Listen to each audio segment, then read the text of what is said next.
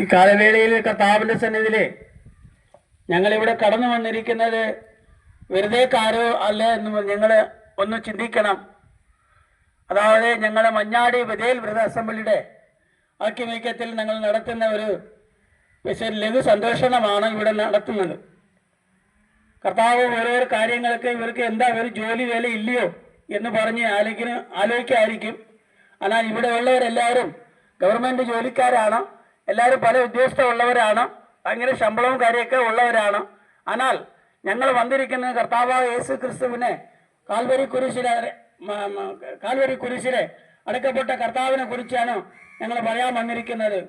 ഞാൻ ഇതിൻ്റെ തൊട്ടപ്പുറത്ത് തന്നെ കൊമ്പാടി തന്നെ താമസിക്കുന്ന ഒരാളാണ്. എൻ്റെ പേര് ഗണേശൻ എന്നാണ് പേര്. ഞങ്ങൾ ഇവിടെ താമസിക്കുന്നത് ഞങ്ങൾ 40 വർഷത്തോളമായി ഇവിടെ താമസിക്കാൻ തുടങ്ങിയിട്ട്.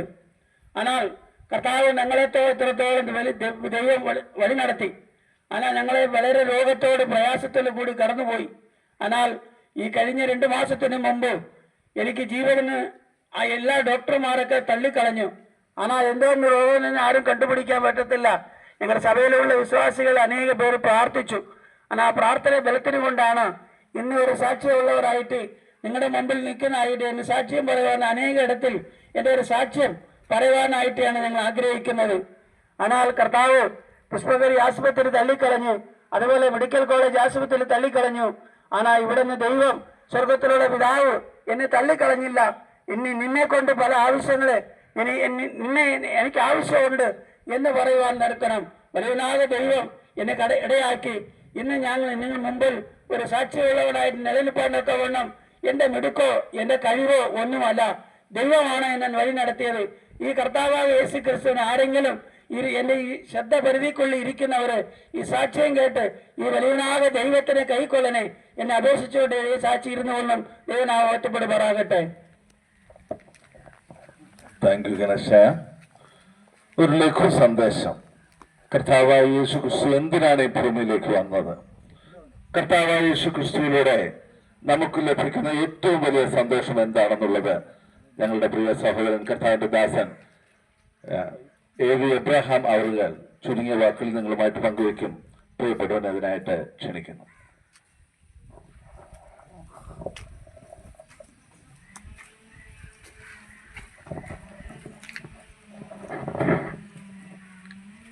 അടുത്ത മകളുമായി ഞങ്ങളെ ശ്രദ്ധിക്കുന്ന എല്ലാ പ്രിയപ്പെട്ടവർക്കും ലോകരക്ഷിതാവാകുന്ന കർത്താവായ യേശു ക്രിസ്തുവിന്റെ നാമത്തിൽ ഞങ്ങളുടെ പ്രഭാതവന്ദനം പ്രാരംഭമായി അറിയിക്കുന്നു. ഞങ്ങളുടെ ജീവിതത്തില് ഞങ്ങളെ രക്ഷിച്ചവനാകുന്ന കർത്താവായ യേശു ക്രിസ്തുവിന്റെ സ്നേഹത്തിന്റെ സന്ദേശം ഈ പ്രദേശങ്ങളിലെ ചെറിയ കവലകളിലും വലിയ കവലകളിലും പ്രസംഗിക്കപ്പെട്ടുകൊണ്ട് ഞങ്ങൾ ഈ നാളുകളായിരിക്കുന്നു. ഇന്ന് രാവിലെ ഞങ്ങളുടെ ജീവിതത്തിൽ കർത്താവ് ഞങ്ങളെ രക്ഷിച്ച വിധം, ഞങ്ങളുടെ ജീവിതത്തില് പാപത്തിന്റെ പരിഹാരം വരുത്തിയ ആ ദൈവസ്നേഹത്തെക്കുറിച്ച് നിങ്ങളെയും അറിയിക്കുന്നതിൽ ഞങ്ങൾക്ക് സന്തോഷമുണ്ട്. അടുത്ത മകളുമായി ഞങ്ങളെ ശ്രദ്ധിക്കുന്ന പ്രിയപ്പെട്ടവരുടെ വിലപ്പെട്ട ശ്രദ്ധയെ കർത്താവിന്റെ നാമത്തിൽ ഞങ്ങൾ ചുരുങ്ങിയ ചില നിമിഷങ്ങളിലേക്ക് ഇവിടേക്ക് ക്ഷണിക്കുകയാണ്. മനുഷ്യവർഗത്തിന്റെ പാപത്തിന്റെ പരിഹാരത്തിന് വേണ്ടി കഴിഞ്ഞ 2025 വർഷങ്ങൾക്ക് മുൻപ്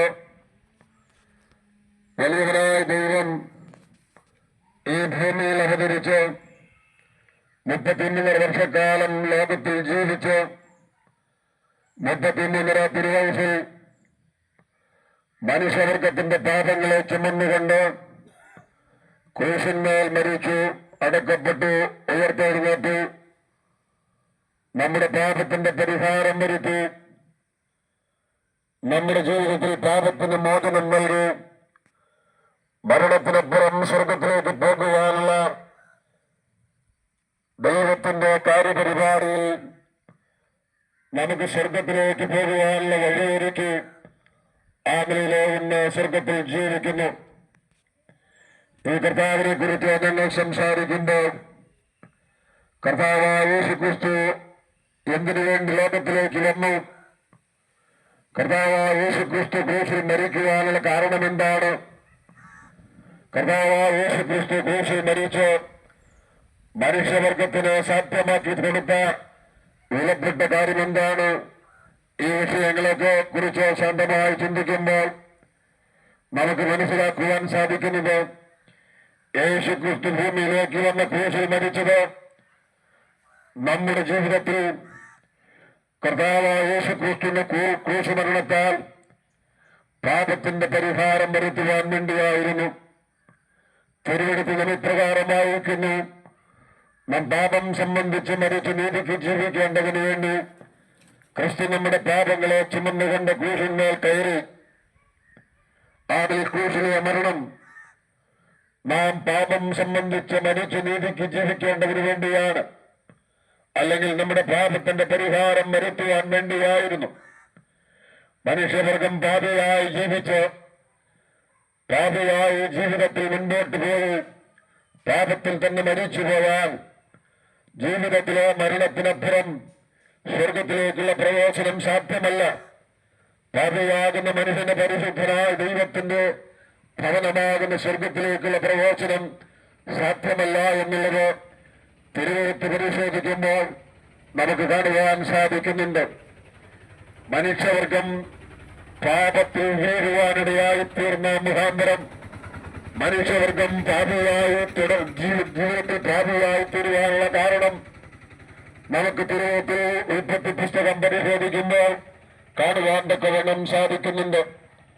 നിലത്തെ പൊടി കൊണ്ട് മനുഷ്യന് രൂപമുണ്ടാക്കി മനുഷ്യന്റെ മൂക്ക് ജീവശ്വാസമൂതി മനുഷ്യന്റെ ജീവനുള്ള ദേഹിയായി തീർന്നു. ആ മനുഷ്യന് തുണയായിട്ട് ഹൗവ എന്ന പേരുള്ള വ്യക്തിയെ ആദാമെന്ന ആ വ്യക്തിത്വത്തിന്റെ വാരിയലിൽ നിന്ന് വാരിയലെടുത്ത് ഒരു സ്ത്രീയുടെ രൂപമുണ്ടാക്കി ഒരു സ്ത്രീയാക്കി മാറ്റി ആംഗ്ലയില് ആദാമിന് തക്ക തുണയായ ഹൗവ എന്ന ആ മാന്യ സ്ത്രീരത്നത്തെ ദൈവം സൃഷ്ടിച്ച് ആദാമിന് കൊടുക്കുകയും ആദം ഹുവമാർ ഏതൻ പർദീസായി ജീവിതത്തിൽ സന്തോഷകരമായി ജീവിക്കുവാൻ ഏതൻ പർദീസയുടെ അനുഭവം അനുഭവിച്ചുകൊണ്ട് ജീവിക്കുവാൻ ദൈവമോട് ആക്കിയപ്പോൾ ദൈവം ഇവരോട് പറഞ്ഞു, തോട്ടത്തിൽ അനേക വൃക്ഷഫലങ്ങളുണ്ട്, തോട്ടത്തിൽ നിൽക്കുന്ന ഏതൊരു വൃക്ഷത്തിന്റെയും ഫലം നിങ്ങൾക്ക് തിന്നാം. എന്നാൽ തോട്ടത്തിന്റെ നടുവിൽ ഒരു വൃക്ഷമുണ്ട്. ആ വൃക്ഷത്തിന്റെ ഫലം തിന്നരുത്. ആ വൃക്ഷത്തിന്റെ ഫലം നന്മ തിന്മകളെ കുറിച്ച് അറിവുണ്ടാക്കുന്ന അറിവിൻ വൃക്ഷത്തിൻ ഫലമാണ്. ഈ വൃക്ഷഫലം മാത്രം നിങ്ങൾ തിന്നരുത്, തിന്നുന്ന നാളും നിങ്ങൾ മരിക്കും എന്ന് ദൈവം കൽപ്പിച്ച് അവരെ തോട്ടത്തിലാക്കുവാൻ ദൈവം ഇടയാക്കി തീർത്തു. ആ ഏതൻ തോട്ടത്തിൽ അങ്ങനെ അവർ സുഖമായി ജീവിക്കുമ്പോൾ അവരുടെ ജീവിതത്തിൽ അവരെ ചതിക്കുവാൻ അവരെ വഞ്ചിക്കുവാൻ പിശാചായവൻ പാമ്പിന്റെ വേഷത്തിൽ വന്ന് അവരോട് ഈ ദൈവം വിലക്കപ്പെട്ട വൃക്ഷത്തിന്റെ ഫലം തിന്നുവാൻ തക്കവണ്ണം പ്രേരിപ്പിക്കുകയും പ്രത്യേകിച്ച് ഹൗവയെ സമീപിച്ച് ഹൗവയോട് പറയുകയാണ്, ഈ തോട്ടത്തിൽ നിൽക്കുന്ന യാതൊരു വൃക്ഷത്തിന്റെയും ഫലം നിങ്ങൾ തിന്നരുതെന്ന് വാസ്തവമായിട്ട് നിങ്ങളോട് കൽപ്പിച്ചിട്ടുണ്ടോ എന്ന് പറഞ്ഞപ്പോൾ ഹൗവ പറഞ്ഞു, ഞങ്ങളോട് ഈ തോട്ടത്തിന്റെ എല്ലാ വൃക്ഷത്തിന്റെയും ഫലം തിന്നാം. എന്ന തോട്ടത്തിന് നടുവിലൊരു വൃക്ഷഫലമുണ്ട്, നന്മ തിന്മകളെ കുറിച്ചുള്ള അറിവിൻ വൃക്ഷത്തിൻ ഫലം മാത്രം നിങ്ങൾ തിന്നരുത്, തിന്നുന്ന നാളിൽ നിങ്ങൾ മരിക്കും എന്ന് കൽപ്പിച്ചിട്ടുണ്ട്. ആ വൃക്ഷത്തിന്റെ ഫലം തിന്നുകരുത്, ആ വൃക്ഷത്തിന്റെ ഫലം തിന്നുകരുത്, തൊടുകരുത് എന്ന് ദൈവം കൽപ്പിച്ചിട്ടുണ്ട് എന്ന് പറയുകയുണ്ടായി. അപ്പൊ പിശാചായൻ പറഞ്ഞു, നിങ്ങൾ ഈ വൃക്ഷഫലം തിന്നാൽ നിങ്ങൾ ദൈവത്തെ പോലെയാകും, നിങ്ങളുടെ കണ്ണുകൾ തുറക്കും, നിങ്ങൾ നന്മ തിന്മകളെ കുറിച്ചുള്ള അറിവുള്ളവരായിത്തീരും. ആ നിലയിൽ നിങ്ങൾ ആയിത്തീരുന്നത് കൊണ്ടാണ് ദൈവം അങ്ങനെ നിങ്ങളുടെ ജീവിതത്തിൽ വൃക്ഷഫലം തിന്നരുതെന്ന് കൽപ്പിച്ചത് എന്ന് പറഞ്ഞപ്പോൾ അവർ പിശാച് പറഞ്ഞ വാക്കുകളെ വിശ്വസിച്ച് ദൈവം പറഞ്ഞ വാക്കുകളെ അവിശ്വസിച്ചുകൊണ്ട് ദൈവം വിലക്കപ്പെട്ടിരിക്കുന്നതായ ആ ഫലം തിന്നുവാനിടയായിത്തീർന്നു. അവർ ആത്മീയമായി മരിക്കുവാൻ ഇടയായി തീർന്നു. അങ്ങനെ ആദം ഹവ്വമാരുടെ സന്തതി പരമ്പരകളായിരിക്കുന്ന എല്ലാ മനുഷ്യരും ജീവിതത്തിൽ പാപം ചെയ്ത് ആദിൽ അനുസരണക്കേട് കാണിച്ച് അവർ പാപികളായി തീർന്നു. അവർ ദൈവസന്നിധിയിൽ അകന്നു പോകുവാനിടയായി തീർന്നു. അവർ ശാപഗ്രസ്തരായി തീർന്നു. അവർ ഏദൻ പ്രദേശയിൽ പുറത്തു പോകേണ്ടതായ അനുഭവമുണ്ടായി എന്ന് നമുക്ക് ആ ഭാഗം പരിശോധിക്കുമ്പോൾ നമുക്ക് കാണുവാൻ സാധിക്കും. അങ്ങനെ ആദം ഹവ്വമാരുടെ സന്തതി പരമ്പരകളായിരിക്കുന്ന മനുഷ്യവർഗം മുഴുവനും പാപത്തിൽ വീണ് ആദിൽ പാപിയായി ജനിച്ച് ജീവിക്കുന്നവരാണ്. പാപിയായി ജനിച്ച് ജീവിക്കുന്ന മനുഷ്യവർഗം ദൈവത്തിന്റെ ഭവനമാകുന്ന സ്വർഗവീട്ടിലേക്ക് പോകുവാൻ കഴിയാതിരിക്കുന്നു. മനുഷ്യവർഗത്തിന്റെ കർമ്മമാർഗങ്ങളും മനുഷ്യ ജീവിതത്തില് പാപത്തിന്റെ പരിഹാരം ലഭിക്കുവാൻ സാധ്യമല്ലാതിരിക്കുന്നു. മനുഷ്യവർഗത്തിന്റെ ഭക്തിമാർഗം ജീവിതത്തിലെ പാപിയാകുന്ന മനുഷ്യന് പാപത്തിന്റെ പരിഹാരം വരുത്തുവാൻ സാധ്യമല്ല എന്ന് കാണുവാൻ സാധിക്കും. മനുഷ്യവർഗം പുണ്യസ്ഥലങ്ങൾ സന്ദർശിച്ച് ദൈവത്തെ പ്രസാദിപ്പിക്കുവാൻ നേർച്ചകാഴ്ചകൾ കൊടുത്ത് അത് ദൈവത്തെ പ്രസാദിപ്പിക്കുവാൻ വേണ്ടി മുൻപോട്ട് വന്നാലും അവർക്ക് പാപത്തിന്റെ മോചനം ലഭിക്കുവാൻ സാധ്യമല്ല. ആകയാൽ മനുഷ്യന്റെ ഈ നിസ്സഹായാവസ്ഥയെ കണ്ടുകൊണ്ട് സ്നേഹവാനായ ദൈവം ഒരുക്കപ്പെട്ട രക്ഷാമാർഗമാണ് ക്രൂശിന്റെ സന്ദേശം. കാൽവരിയിലെ ക്രൂശ് യേശുക്രിസ്തുവിന്റെ കൈകളിലാണ് അടിക്കപ്പെടുമ്പോഴും, യേശുക്രിസ്തുവിന്റെ ശിരസ്സിന്മേൽ മൂക്കിരിടമടിക്കപ്പെടുമ്പോഴും, യേശുക്രിസ്തുവിന്റെ കാലിൽ അടിക്കപ്പെടുമ്പോഴും, യേശുക്രിസ്തുവിന്റെ മാറകുന്നത്താ കുത്തിത്തുളയ്ക്കപ്പെടുമ്പോഴും നിന്നെ ചിന്തപ്പെടുന്ന മുഖം മറയ്ക്കാതെ നിന്നേറായി നിസ്സഹായനായി ദൈവസന്നിധിയായി തീരുന്ന ആ അനുഭവത്തെ നാം ശ്രദ്ധിക്കുമ്പോൾ മനുഷ്യവർഗത്തെ രക്ഷിക്കുവാൻ വേണ്ടിയായിരുന്നു, മനുഷ്യവർഗത്തെ സ്നേഹിക്കുവാൻ വേണ്ടിയായിരുന്നു ക്രിസ്തു ആദിൽ മരിച്ചത്, മരിച്ച് അടക്കപ്പെട്ട് ഉയർത്തെഴുന്നേറ്റത് എന്ന് നമുക്ക് കാണുവാൻ സാധിക്കും. നാം പാപികളായിരിക്കുമ്പോൾ തന്നെ ക്രിസ്തു നമുക്ക് വേണ്ടി മരിച്ച് ദൈവത്തിന്റെ സ്നേഹം നമ്മോട് പ്രദർശിപ്പിക്കുന്നു. കാൽവരിയിലെ ക്രൂശ് നമുക്ക് ഓർക്കുമ്പോൾ ആ ക്രൂശിലേക്ക് നമ്മുടെ വിശ്വാസത്തിന്റെ കണ്ണുകൾ ഉയർത്തുമ്പോൾ ദൈവത്തിന്റെ സ്നേഹമാണ് അവിടെ പ്രദർശിപ്പിക്കപ്പെട്ടിരിക്കുന്നത്. പാപിയെ രക്ഷിക്കുവാൻ, പാപിയെ നിത്യനാവിൽ വിടുവിക്കുവാൻ, പാപിയെ അധമപാതാളമാകുന്ന നരകവേദി രക്ഷിക്കുവാൻ ദൈവപുത്രനാകുന്ന യേശുക്രിസ്തു ക്രൂശിന്മേൽ മരിച്ച് അടക്കപ്പെട്ട് ഉയർത്തെഴുന്നേറ്റ് എന്ന് ജീവിക്കുന്നു. പാപിയാകുന്ന മനുഷ്യനെ രക്ഷിക്കുന്ന വിധം തിരുവെഴുത്ത് പരിശോധിക്കുമ്പോൾ പ്രവാചക പുസ്തകത്തെ പ്രകാരം ഓർപ്പിക്കുന്നു, നാം എല്ലാവരും ആടുകളെ പോലെ തെറ്റി ഒഴുകുന്നവരായിരുന്നു.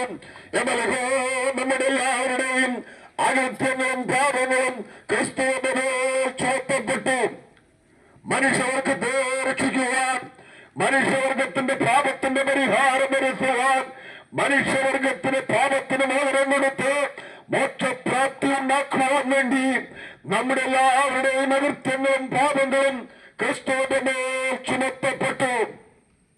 ആമേന് ചുമത്തപ്പെട്ട അകൃത്യങ്ങളും പാപങ്ങളും അവൻ ചുമന്നുകൊണ്ട് ക്രൂശിന്മേൽ കയറി.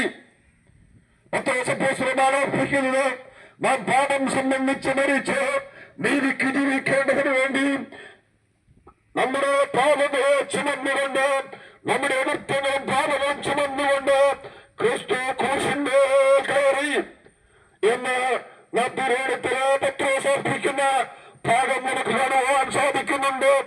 അങ്ങനെ ക്രൂശിന്മേൽ കയറി യേശു ക്രിസ്തുവിന്റെ കൈകളിലും കാലുകളിലും അടിയടിക്കപ്പെട്ട് നമുക്ക് പകരമായി പാപത്തിന്റെ ശിക്ഷ മുഴുവനും അനുഭവിച്ചുകൊണ്ട് നരകവേദനയിൽ നിത്യത മുഴുവൻ അനുഭവിക്കേണ്ട നരകവേദന മുഴുവനും അനുഭവിച്ചുകൊണ്ട് യേശു ക്രിസ്തു ക്രൂശിൽ മരിച്ച് അടക്കപ്പെട്ട് ഉയർത്തെഴുന്നേറ്റ് രക്ഷാവഴി, രക്ഷയുടെ മാർഗം ഒരുക്കിയിരിക്കുന്നു എന്ന് കാണുവാൻ സാധിക്കും. അപ്പോസ്തലനായ പൗലോസ് കൊലോസ്യ വിശ്വാസികളെ ഓർപ്പിക്കുമ്പോൾ നമുക്ക് വിരോധമായിരുന്ന കൈയെഴുത്തും നമുക്ക് വിരോധമായിരുന്ന ന്യായപ്രമാണങ്ങളും ചട്ടങ്ങളും അവൻ ക്രൂശിന്മേൽ തറയ്ക്കപ്പെട്ട് നമ്മെ വിടുവിച്ചു, നമ്മെ രക്ഷിച്ചു എന്നാണ് പൗലോസ് നമ്മെ ഓർപ്പിക്കുന്നത്. ആടുകളെ പോലെ തെറ്റിയുള്ള മനുഷ്യവർഗത്തിന്റെ പാപങ്ങളെ കൊണ്ട് യേശു ക്രിസ്തു ക്രൂശിന്മേൽ കയറി നമുക്ക് വിരോധമായിരിക്കുന്ന പ്രമാണങ്ങളും ചട്ടങ്ങളും യേശു ക്രിസ്തു ക്രൂശിൽ തറയ്ക്കപ്പെട്ട് നമുക്ക് വിരോധമായിരിക്കുന്ന ചട്ടങ്ങളിൽ നിന്നും പ്രമാണങ്ങളിൽ നിന്നും വിടുവിക്കപ്പെട്ടു എന്ന് കാണുവാൻ സാധിക്കും. ആ മേലാണ് നമ്മെ ഓർപ്പിക്കുന്നത്. ഭാവിയായി ജീവിക്കുന്ന മനുഷ്യവർഗത്തിന് ഒരു നിലയിലും ദൈവത്തോട് ബന്ധം പുലർത്തുവാൻ കഴിയാതിരിക്കുമ്പോൾ ദൈവത്തിന്റെ സ്നേഹം ആ മേല് നമുക്ക് ക്രൂശിന്മേൽ കാണുവാൻ സാധിക്കുന്നുണ്ട്. ക്രൂശിന്മേൽ കർത്താവായ യേശു ക്രിസ്തു മരിച്ചത് ക്രിസ്തു ഏതെങ്കിലും പാപങ്ങൾ ചെയ്തതുകൊണ്ടല്ല. ക്രിസ്തുവിൽ യാതൊരു പാപവുമില്ലായിരുന്നു. അവൻ പാപം ചെയ്തിട്ടില്ല, അവൻ പാപം അറിഞ്ഞിട്ടില്ല, അവൻ പാപമറിയാത്തവനാണ്. ആവിൽ പാപമില്ലാത്തവൻ, പാപം ചെയ്തിട്ടില്ലാത്തവൻ, അറിയാത്തവൻ അത് ക്രൂശിക്കപ്പെട്ടത് നമ്മുടെ ജീവിതത്തിന്റെ പാപത്തിന്റെ പരിഹാരം വരുത്തുവാൻ വേണ്ടിയായിരുന്നു. പാപയാകുന്ന പരിഹാരം സ്വർഗം സിംഹാസനവും ഭൂമിപാതവുമായ മനുഷ്യവർഗത്തെ ദൈവസന്നിധിയിൽ മനുഷ്യവർഗത്തെ രക്ഷിക്കുവാൻ വേണ്ടി, ഈ മഹാദൈവത്തോട് ബന്ധം പുലർത്തുവാൻ വേണ്ടി യേശു ക്രിസ്തുവിന്റെ കാൽവരി യാഗത്താൽ സാധ്യമാകുന്നു എന്ന് കാണുവാൻ സാധിക്കുന്നുണ്ട്. ഞങ്ങൾ പ്രസംഗിക്കപ്പെടുമ്പോൾ മനുഷ്യൻ ഭാവിയാണെന്ന് പ്രസംഗിക്കുമ്പോൾ മനുഷ്യൻ ദൈവത്തോട് ബന്ധമില്ലാത്തവരായി ജീവിക്കുന്നു എന്ന് പ്രസംഗിക്കുമ്പോൾ ഞങ്ങളുടെ അടുക്കൽ നിന്ന് പല ചെറുപ്പക്കാരായ വ്യക്തികൾ ഇപ്രകാരം പറയാറുണ്ട്: നിങ്ങളുടെ പ്രസംഗമൊക്കെ നല്ലതാണ്, നിങ്ങൾ പ്രസംഗിക്കുന്ന പ്രസംഗമൊക്കെ നല്ല കാര്യമാണ്, എന്നാൽ ഞങ്ങൾ നിങ്ങൾ പ്രസംഗിക്കുന്ന ഒരു കാര്യം അംഗീകരിക്കത്തില്ല. മനുഷ്യൻ ഭാവിയാണെന്ന് പറയുന്ന കാര്യം ഞങ്ങൾ അംഗീകരിക്കില്ല. മനുഷ്യൻ ഭാവിയാണെന്ന് പറയുന്നതാണ് പാപമെന്നാണ് അവർ ഞങ്ങളോട് പറയുവാനിടയായി തീർന്നത്. അവരോട് ഞങ്ങൾ ശാന്തമായി ചോദിക്കാറുണ്ട്: സ്വന്തം നിന്ന് പ്രസവിച്ച കുഞ്ഞിനെ ബക്കറ്റിൽ മുക്കിക്കൊല്ലുക എന്നുള്ള ഭ്രാന്തി പാപമല്ലേ? സ്വന്തം നിന്ന് പ്രസവിച്ച കുഞ്ഞിനെ കടലിൽ നദിയിൽ എറിഞ്ഞു കൊല്ലുക പാപമല്ലേ? സ്വന്തം ഭർത്താവിനെ കരിക്കരിയുന്ന കത്തികൊണ്ടാക്കി നിറക്കുന്നത് പാപമല്ലേ? നമ്മുടെ ചുറ്റുപാടുകളിൽ അങ്ങനെയുള്ള കാര്യങ്ങളൊക്കെയും കാണുവാൻ കാണാൻ സാധിക്കുന്നുണ്ട്. മറ്റെവിടെയും മനുഷ്യൻ ഭാവിയാണ് എന്നതിന് പോകേണ്ട ആവശ്യമില്ല. ഞങ്ങൾ പ്രസംഗിക്കുന്ന ഈ കവലയ്ക്ക് മുൻപിൽ അനേകം ഫോണുകളുണ്ട്. രാത്രിയുടെ യാമങ്ങളിൽ അവർ കിടന്നിറങ്ങുമ്പോൾ കവല തുറന്നിട്ടിട്ട് ആരും കിടക്കാറില്ല. ഇവിടെ മോഷ്ടാക്കളുണ്ടെന്ന് അവർക്കറിയാം. കവല തുറന്നിട്ടിട്ട് കിടന്നിറങ്ങിയാൽ വേണ്ടത്ര സുരക്ഷിതത്വമില്ല എന്ന് അവർക്കറിയാം. അതുകൊണ്ട് ആ കഥകളെല്ലാം പൂട്ടി വീണിട്ടുണ്ട്, കുറ്റി വീണിട്ടുണ്ട് എന്ന് നോക്കി ഉറപ്പുവരുത്തിയിട്ടാണ് കിടന്നിറങ്ങുന്നത് എന്ന് കാണുവാൻ സാധിക്കും. മനുഷ്യൻ ഭാവിയാണ്, പാപത്തിൽ ജനിച്ചവരാണ്, പാപത്തിൽ ജീവിക്കുന്നവരാണ്. എന്നാൽ പാപത്തിൽ ജീവിച്ച പാപത്തിൽ മരിക്കുന്നൊരനുഭവം നിത്യമായിരിക്കുന്ന നരകത്തിലേക്ക് പോകുവാൻ മാത്രമാണ് ഇടയായി തീർന്നത്. അതുകൊണ്ട് ഭാവിയെ രക്ഷിക്കുന്ന രക്ഷാമാർഗമാണ് ക്രൂശിന്റെ സന്ദേശം. മനുഷ്യവർഗത്തെ മഹാദൈവത്തോട് ബന്ധം പുലർത്തുവാൻ ഇടയാക്കുന്ന മാർഗമാണ് ക്രൂശിന്റെ സന്ദേശം. അപ്പോസ്തലനായ പൗലോസ് രാജാക്കന്മാരുടെ മുമ്പിലും ജന്മസ്ഥലങ്ങളും തെരുക്കോണുകളിൽ നിന്നുകൊണ്ട് പ്രസംഗിക്കപ്പെട്ടതായി തിരുവഴുത്തിൽ നിർണ്ണയിക്കുന്നുണ്ട്. കർത്താവായ യേശു ക്രിസ്തുവിനെ കുറിച്ചുള്ള പ്രസംഗത്തിൽ തന്റെ പ്രസംഗ വിഷയം ഞങ്ങളോ ക്രൂശിക്കപ്പെട്ടവരാകുന്ന ക്രിസ്തുവിനെ പ്രസംഗിക്കുന്നു. ക്രൂശിന്റെ സന്ദേശമാണ് പൗലോസിന് പ്രസംഗിപ്പാനുള്ളത്. രക്ഷിക്കുന്ന സന്ദേശമാണ് ക്രൂശിന്റെ സന്ദേശം. ദൈവമായിട്ട് ബന്ധം മാറ്റുവാൻ ഇടയാക്കുന്ന സന്ദേശമാണ് ക്രൂശിന്റെ സന്ദേശം. സ്വർഗം സിംഹാസനവും ഭൂമിപാതവുമായ മഹാദൈവത്തോട് ബന്ധം പുലർത്തുവാൻ ഇടയാക്കുന്ന സന്ദേശമാണ് ക്രൂശിന്റെ സന്ദേശം എന്ന് തിരുവോത്തിനെ ഓർപ്പിക്കുകയാണ്. ലോകത്തിൽ യാതൊരു പ്രവൃത്തിയും ദൈവത്തെ പ്രസാദിപ്പിക്കുന്നതായിരിക്കുന്നില്ല. എന്നാൽ ക്രൂശിന്റെ സന്ദേശം വിശ്വസിച്ച് രക്ഷിക്കപ്പെടുന്ന വ്യക്തികൾക്ക് ഈ ദൈവത്തോട് ബന്ധം പുലർത്തുവാൻ സാധിക്കും. പ്രിയപ്പെട്ടവരെ, യേശു ക്രിസ്തു വിശ്വാസ മാർഗമാണ് നമ്മെ രക്ഷിക്കുന്ന മാർഗം. യേശു ക്രിസ്തു വിശ്വാസ മാർഗമാണ് നമുക്ക് ദൈവത്തോട് ബന്ധം പുലർത്തുവാൻ ഇടയാക്കുന്ന മാർഗം എന്ന് കാണുവാൻ സാധിക്കും. വിശുദ്ധ തിരുവെഴുത്തിൽ പുതിയ നിയമത്തില് അപ്പോസ്തലപ്രവൃത്തി 16-ാം അധ്യായത്തിൽ ഫിലിപ്പിയിലെ കാരാഗൃഹത്തിൽ അപ്പോസ്തലനായ പൗലോസും ശീലാസും ഒരു ഭൂതം നാട്ടിൽ സ്ത്രീയെ സൗഖ്യമാക്കിയെന്ന വിഷയത്തിൽ അവരെ അപമാനിച്ച് അവരെ മുറിവേൽപ്പിച്ച് അവരെ ജയിലിൽ അടയ്ക്കപ്പെട്ട് ചരിത്രം വായിക്കുന്നുണ്ട്. അങ്ങനെ ഈ ദൈവദാസന്മാർ ജയിലിൽ കിടക്കുമ്പോൾ അവർ ആ ജയിൽ മുറിയിൽ കിടന്നുകൊണ്ട് അവർ ദൈവത്തിൽ പാട്ടുപാടി ദൈവത്തിൽ പ്രാർത്ഥിച്ച് ദൈവത്തിൽ ദൈവത്തെ ബന്ധപ്പെടുത്തുന്ന ആ സന്ദർഭം നമുക്ക് വായിക്കാൻ സാധിക്കുന്നുണ്ട്. അങ്ങനെ അവർ ചെയ്തുകൊണ്ടിരിക്കുമ്പോൾ അവർ കിടന്നിരുന്ന കാരാഗൃഹത്തിന്റെ അടിസ്ഥാനം കുലുങ്ങി. ഈ ദൈവദാസന്മാരെ പൂട്ടിയിരുന്ന ഇരുമ്പോടോ മൃഗം തുറക്കപ്പെട്ടു. അവർ പോകണമെങ്കിൽ ഓടിപ്പോകാം എന്ന് ഉള്ള രീതിയിൽ കഥകളെല്ലാം തുറക്കപ്പെട്ടിരിക്കുകയാണ്. ആ സമയത്ത് അവരെ സൂക്ഷിക്കുവാൻ അവർക്ക് കാവലായിരുന്ന ജയിൽ സൂപ്രണ്ട് അല്ലെങ്കിൽ കാരാഗൃഹ പ്രമാണി നല്ല ഉറക്കത്തിലായിരുന്നു. എന്നാൽ അടിസ്ഥാനം കുലുങ്ങിയപ്പോൾ ഈ കാരാഗൃഹ പ്രമാണി ഉറക്കമുണരുമ്പോൾ കണ്ട കാഴ്ച കഥകളെല്ലാം തുറക്കപ്പെട്ടിരിക്കുന്നു. അവരുടെ ചുമതലയിൽ സൂക്ഷിക്കപ്പെട്ടിരുന്ന കുറ്റവാളികൾക്കൊക്കെ വേണമെങ്കിൽ ഓടിപ്പോകാമായിരുന്നു. ആ കാരാഗ്രഹം ചിന്തിച്ചു, ഞാനിനി നേരെ വർക്കുന്നതും ജീവനോടിരുന്നാൽ എന്റെ ജീവിതത്തിൽ മരണശിക്ഷയാണ് എനിക്ക് വരുവാൻ പോകുന്നത്. അതുകൊണ്ട് അങ്ങനെ ഞാൻ മരിക്കുന്ന ആഗ്രഹിക്കുന്നില്ല. ഞാൻ സ്വയം അങ്ങ് മരിച്ചുകൊള്ളാമെന്ന് ചിന്തിച്ചുകൊണ്ട് സ്വന്തം വാളെടുത്ത് വെട്ടി മരിക്കുവാൻ തയ്യാറായപ്പോൾ ഈ ദൈവദാസന്മാർ പ്രത്യക്ഷപ്പെട്ടു പറയുകയാണ്, ഞങ്ങളാരും ഓടിപ്പോയിട്ടില്ല, ഞങ്ങളെല്ലാവരും എന്ന് പറഞ്ഞപ്പോ ഈ കാരാഗ്രഹമായി ഈ ദൈവദാസന്മാരെ വിളിച്ചു പറയുകയാണ്, യജമാനന്മാരെ രക്ഷപ്രാപിപ്പാൻ ഞാൻ എന്ത് ചെയ്യണം എന്ന് ചോദിച്ചപ്പോൾ ആ ദൈവദാസന്മാർ ഇപ്രകാരം പറഞ്ഞു, കർത്താവായ യേശുക്രിസ്തുവിൽ വിശ്വസിക്കുക, എന്നാൽ നീ നിന്റെ കുടുംബവും രക്ഷപ്രാപിക്കും. വിശ്വാസ മാർഗമാണ് നമ്മെ രക്ഷിക്കുന്ന മാർഗം. വിശ്വാസ മാർഗമാണ് പാപത്തിന്റെ മോചനം ലഭിക്കുന്ന മാർഗം. വിശ്വാസ മാർഗമാണ് മരണത്തിനൊപ്പം സ്വർഗത്തിലെത്തിച്ചേരുവാൻ കഴിയുന്ന മാർഗം. ആ വിശ്വാസത്താൽ കാൽവരിയിൽ മരിച്ച് അടക്കപ്പെട്ട് ഉയർത്തെഴുന്നേറ്റാൻ ഈ കർത്താവായ യേശുക്രിസ്തു വിശ്വസിച്ചു പാപങ്ങൾക്ക് മോചനം കണ്ടെത്തിയവരായി നരകശിക്ഷയിൽ വിടുതൽ പ്രാപിച്ചവരായി യേശുക്രിസ്തുവിന് വേണ്ടി ജീവിതം സമർപ്പിക്കപ്പെടുന്ന ഏത് വ്യക്തിക്കും, ഏത് പേരിലുള്ളവരായിരുന്നാലും, ഏത് മതത്തിലുള്ളവരായിരുന്നാലും, ഏത് സംഘടനയുള്ളവരായിരുന്നാലും, എത്ര വലിയ പാപിയായി ജീവിക്കുന്നവരായിരുന്നാലും അവരുടെ പാപങ്ങൾക്ക് മോചനം ലഭിക്കുകയും മരണത്തിനപ്പുറം സ്വർഗത്തിലേക്കുള്ള പ്രവേശനം സാധ്യമാകും എന്നുള്ളത് ഇവിടെ വളരെ വ്യക്തമായി തിരുവചനത്തിന്റെ അടിസ്ഥാനത്തിൽ ഞങ്ങൾ നിങ്ങളെ ഓർപ്പിക്കുകയാണ്.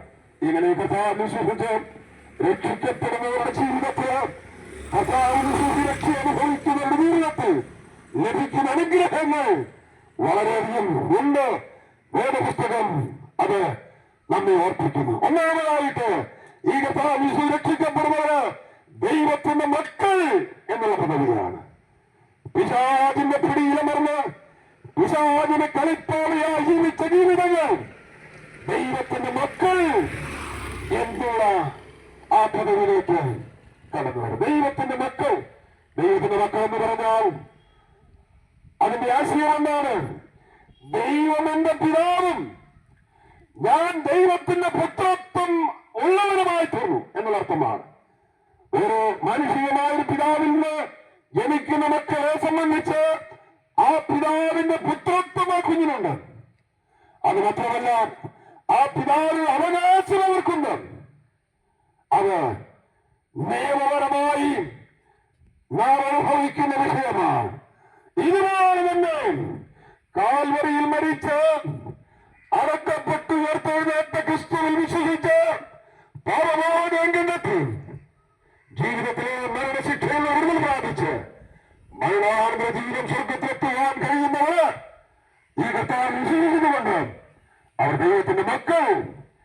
എന്നുള്ള പദവി ലഭിച്ചവരാണ്. രണ്ടാമത്തെ വിഷയം, ഈ കർത്താവിനെ വിശ്വസിച്ച് രക്ഷിക്കപ്പെട്ടവരുടെ ജീവിതത്തെ സംബന്ധിച്ച് നാം പരിശോധിക്കുമ്പോൾ അവർ അത്ഭുത പ്രകാശത്തിലേക്ക് കടന്നു വന്നവരാണ്.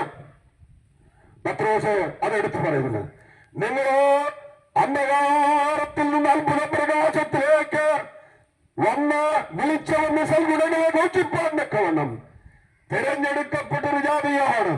പ്രിയപ്പെട്ടവരെ, യേശുക്രിസ്തു വിശ്വസിക്കുന്നവർ ദൈവത്തിന്റെ അത്ഭുത പ്രകാശത്തിലേക്ക് വന്നവരാണ്. അന്ധകാരത്തിൽ ജീവിക്കുന്നവരാണ് ക്രിസ്തുവിനെ കൂടാത്തവർ. അന്ധകാരത്തിൽ ജീവിക്കുന്നവരാണ് യേശുക്രിസ്തു വിശ്വസിക്കാത്തവർ. അന്ധകാര ജീവിതത്തിൽ നിരാശയിലേക്ക് നടത്തുന്ന അനുഭവമാണ്. എന്നാൽ ഞങ്ങൾ പ്രസംഗിക്കുന്ന ഈ ക്രിസ്തുവിൽ വിശ്വസിച്ച് അവരെ രക്ഷിതാവും കർത്താവുമായി അംഗീകരിച്ച് ജീവിതം ക്രിസ്തുവിനായി സമർപ്പിക്കപ്പെടുന്ന ഒരു വ്യക്തിക്ക് അവർ അത്ഭുത പ്രകാശത്തിലേക്ക്, അന്ധകാരത്തിൽ നിന്ന് അത്ഭുത പ്രകാശത്തിലേക്ക് കടന്നു വന്നവരാണ്. മൂന്നാമത്തെ വിഷയം, ജീവിതത്തിൽ കർത്താവ് വിശ്വസിച്ച് രക്ഷിക്കപ്പെട്ടവരായ വ്യക്തികളെ സംബന്ധിച്ച് ഈ വലിയവരായ ദൈവം അവരുടെ ഇടയനായി തീരുവാനിടയായിത്തീർന്നു. ജീവിതത്തില് നാം എല്ലാവരും ആടുകളെ പോലെ തെറ്റിയിടുന്നവരാണ്. എന്നാൽ ദൈവസന്നിധിയിൽ നാം എല്ലാവരും കർത്താവിനെ വിശ്വസിച്ചപ്പോഴും ആത്മാക്കളുടെ അധ്യക്ഷനുമായിലേക്ക് മടങ്ങിയവരാണ്. നാം 23-ാം സങ്കീർത്തനം വായിക്കുന്നുള്ളൂ. ദാവീദ് രാജാവ് പറയുമ്പോൾ, യഹോവ എന്റെ ഇടയനാകുന്നു, എനിക്ക് മുട്ടുണ്ടാകുകയില്ല. പ്രിയപ്പെട്ടവരെ, പച്ചയായ പുൽപ്പുറങ്ങളിൽ ഈ ഇടയവരെ കിടത്തുന്നു. സ്വസ്ഥതയുള്ള വെള്ളത്തിനരികത്തേക്ക് അവരെ നടത്തുന്നു. എന്നാൽ ഈ ക്രിസ്തുവിനെ വിശ്വസിക്കാതെ ഈ ക്രിസ്തുവുമായിട്ട് ബന്ധമില്ലാതെ ജീവിച്ചാൽ, പ്രിയപ്പെട്ടവരെ, ജീവിതത്തില് ലക്ഷ്യമില്ലാത്ത ജീവിതമാണ്. ഇടയിലില്ലാത്ത ആടുകളെ പോലെ തെറ്റുകൊള്ളുന്നതാണ്. എന്നാൽ കർത്താവിൽ വിശ്വസിച്ച് രക്ഷിക്കപ്പെടുന്നവരെ സംബന്ധിച്ച് ആത്മാക്കളുടെ ഇടയിലും അധ്യക്ഷരമായിലേക്ക് മടങ്ങി വന്നവരാണ്. അവൻ നല്ല ഇടയനാണ്, അവൻ വലിയ ഇടയനാണ്, അവൻ ശ്രേഷ്ഠ ഇടയനാണ്. ഈ ദൈവത്തിന്റെ കൈക്ക് ഈ നല്ല ഇടയനാൽ പരിപാലിക്കപ്പെടുന്നവരാണ് ക്രിസ്തുവിൽ വിശ്വസിച്ച് രക്ഷിക്കപ്പെടുന്നവർ എന്ന് കാണുവാൻ ഒടുവിലായി ഒരു പറയുന്ന വാക്കുകളെ ഇവിടെ അവസാനിപ്പിക്കുവാൻ ആഗ്രഹിക്കുകയാണ്. ജീവിതത്തില് ഈ ക്രിസ്തുവിൽ വിശ്വസിച്ച് രക്ഷിക്കപ്പെടുന്ന വ്യക്തികളെ സംബന്ധിച്ച് മരണത്തിനപ്പുറം നിത്യ ആനന്ദം, നിത്യത മുഴുവനും നിത്യദൈവത്തോടുകൂടെ അനുഭവിക്കുവാൻ, ജീവിക്കുവാൻ നിയമിക്കപ്പെട്ടവരാണ്. പ്രിയപ്പെട്ടവരെ, നിത്യ ആനന്ദം, നിത്യനായ ദൈവത്തോട് ജീവിക്കുവാൻ നമ്മുടെ ശിരസിന്റെ അവൻ നൽകിത്തന്നു. ഈ ഭൂമിയിലെ ജീവിതം താൽക്കാലിക ജീവിതമാണ്. ഇന്നല്ലെങ്കിൽ നാളെ മരണത്തിന് തടുത്തകരം നമ്മെ ഒരിഞ്ഞു മറുക്കുവാൻ ഇടയായിത്തീരും. എന്നാൽ മരണത്തിനപ്പുറം ക്രിസ്തുവിനെ കൂടാതെ മരിക്കുന്നവരാണെങ്കിൽ യാതൊരു സ്ഥലത്തേക്ക്, നരകത്തിലേക്ക് പോകേണ്ടി വരും. ഞാൻ സാധാരണ ഈ പരസ്യ ശുശ്രൂഷകളിൽ പ്രസംഗിക്കപ്പെടുമ്പോൾ പറയുന്നൊരു സംഭവമുണ്ട്.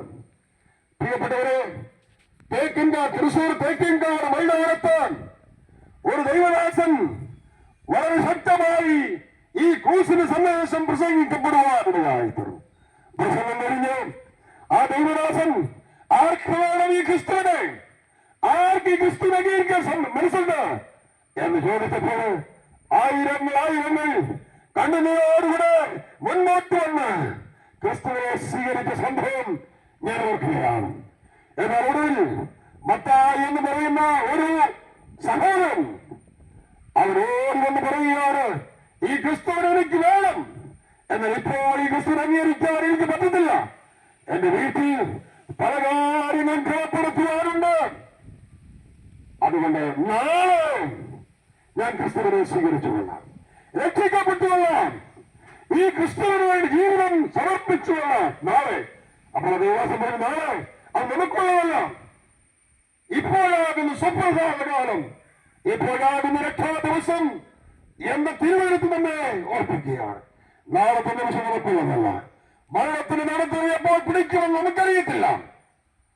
അങ്ങനെ ദേവദാസൻ പറഞ്ഞപ്പോൾ അല്ല, എനിക്ക് ഇന്ന് സ്വീകരിക്കാൻ പറ്റത്തില്ല, നാളെ സ്വീകരിച്ചു കൊള്ളാം എന്ന് പറഞ്ഞുകൊണ്ട് പെട്ടെന്ന് ആ സദസ്സിൽ നിന്ന് ഓടി തേക്കൻകാട് മൈതാനത്തിന്റെ മുൻവശത്തുള്ള മെയിൻ റോഡിലേക്ക് ഓടി ഇറങ്ങി, നാളെ നിന്റെ കാവൽ സ്വീകരിച്ചോളാം. ഓടിയിറങ്ങപ്പോഴാ ഒരു മാരിക്കാർ വന്ന് അവരെ ഇടിച്ച് തകർത്തു. അവന് തലയാട്ടി പറ്റി, അവന്റെ മാംസം റോഡിൽ ചിരചിരമായി ചിതറിപ്പോയി. നാളെ കർത്താവിനെ സ്വീകരിച്ചോളാമെന്ന് ഒരു ഓടിപ്പോയ മനുഷ്യനാണ്. നാളത്തെ ദിവസം നമുക്കുള്ളതെല്ലാം ഇപ്പോഴാകുന്ന സുപ്രസാദ കാലത്ത്. അതുകൊണ്ട് ഞങ്ങളുടെ കേൾവിക്കാരെ, മരണത്തിന് മരണത്തിനെപ്പോൾ നമ്മെ പിടിക്കുന്നു എന്ന് നമുക്ക് അറിഞ്ഞുകൂടാ.